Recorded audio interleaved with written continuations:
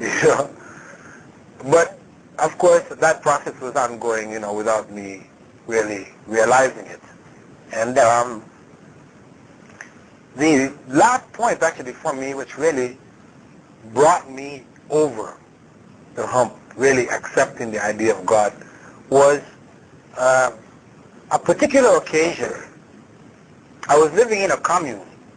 Commune is a home, it's like a house, where each person has a bedroom in it. It's not owned by a family or anything. Each person, a guy may have one bedroom, a woman may have another bedroom. It's shared. We all share the kitchen.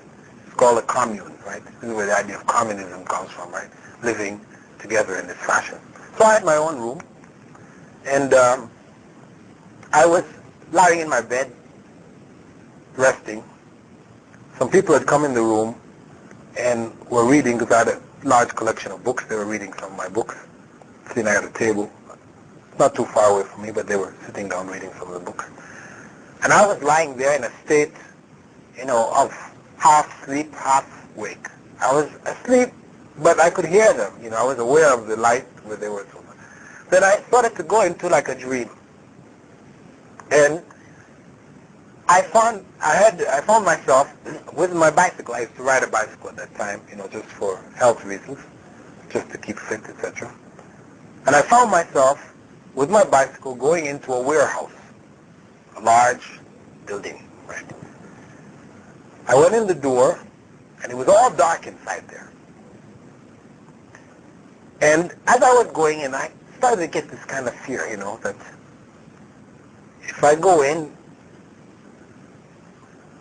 I may never be able to get out, But I still kept going in, and I would always turn back to make sure that the doorway was still there, where the light was coming in, so I knew my way back out again. But I had this fear coming over me that I might go in too far and I won't be able to see the light, I won't be able to get out. But I kept going, and of course, I turned at one point and there was no light. So I was in complete darkness. And a really powerful wave of fear went over me, that if I don't get out, I will never get out. It was like death. I felt I was dying. I was going to die if I didn't get out. So I started to scream to the people in the room to help me get up. Wake me up, get me out. I was calling out, help me, help me. But what happened is that as I screamed, it wouldn't come out my mouth. It was just like it was just in my throat. I'm screaming, my brain is screaming, but it just wouldn't come out my mouth.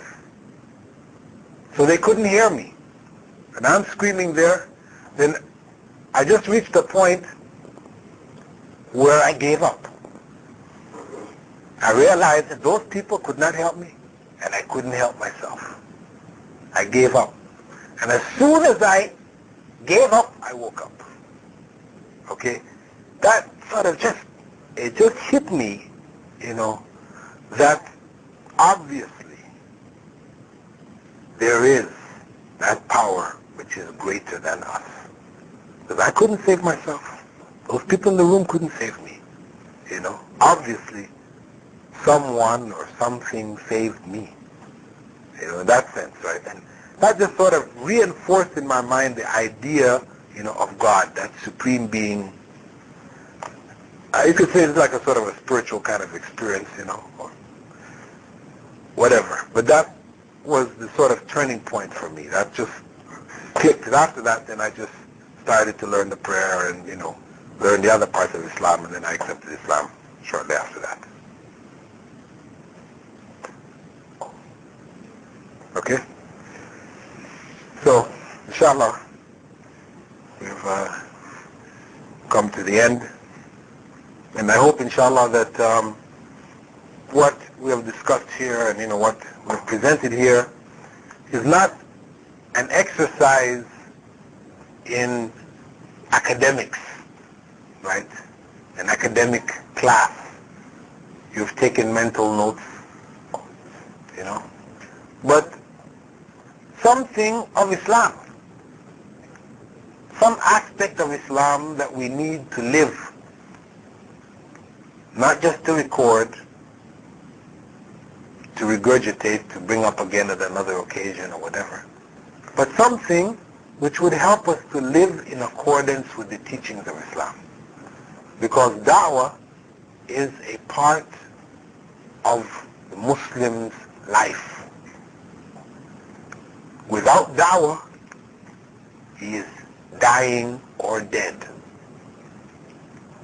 So I hope, inshallah, all of us would reflect on this responsibility, the grave sins of not fulfilling this responsibility, and to try to apply Islam in our lives realistically. Inshallah. Subhanak Allahumma wa bihamdika. Ashhadu an la ilaha illa anta. Astaghfiruka wa atubu ilayk. And inshallah I will be traveling this Wednesday, so for about a month and a half. So inshallah on my return, then we can arrange another session. But I would hope that in the course of this time, for the next month and a half, that you would make arrangements with, somebody else to come and to give a talk, so that the distance between, to try and keep it on that regular monthly basis. We don't need authorization of Dawah with. You don't need to ask for me? Here, we have certain difficulties. In the beginning or each time? No. Just in the beginning. Now, for you, no problem, because always when I say that the Bilal comes, there will be no any difficulties. But if anyone else comes, well, the brother Abdul Rahman Damashqiya, has he got any authorization? yeah, he has authorization. He works with Darul Ifta and all this kind of thing. So I'm sure he can bring some paperwork which would make it easy for him to be accepted here. Yeah, I'll give you his phone number, inshallah. An Islamic Journal. That's Tuesday at 7 o'clock. And then there'll be some newspaper articles, Riyadh Daily, about these topics. Just the other information sources for you. Thank you again for your time and your patience. Assalamu alaikum.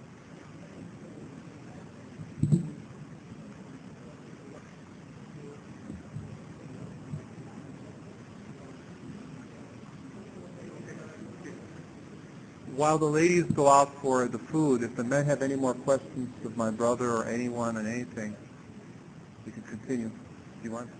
I'm sorry to post. Okay.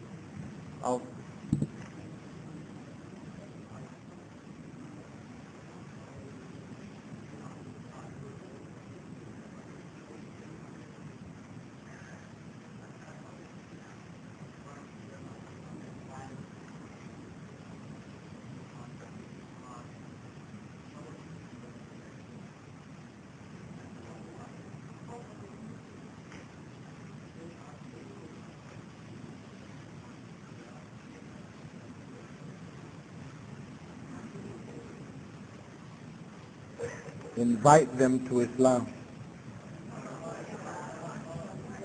This is practical. What happens, you see, inviting to Islam doesn't mean that every time you see them, you tell them you have to be a Muslim. You have to be a Muslim. No. Inviting to Islam has many, many different ways.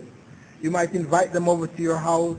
You might have a movie, which is about Islam, something like that. You show it, You may go with them on a picnic with some other families and that, and use it as an opportunity.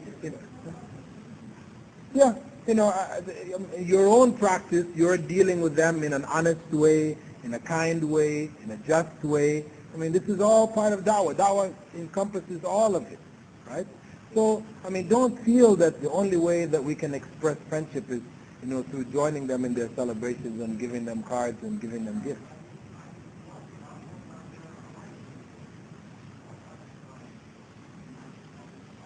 Their right is to receive the word of Allah.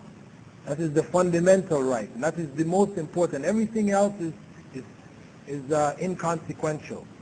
They have a right in terms of practicing their own religion, as long as this is not, propagated in the society. They can like to do it on their own in their homes or whatever. They have that right. But the right that they have from us is fundamental.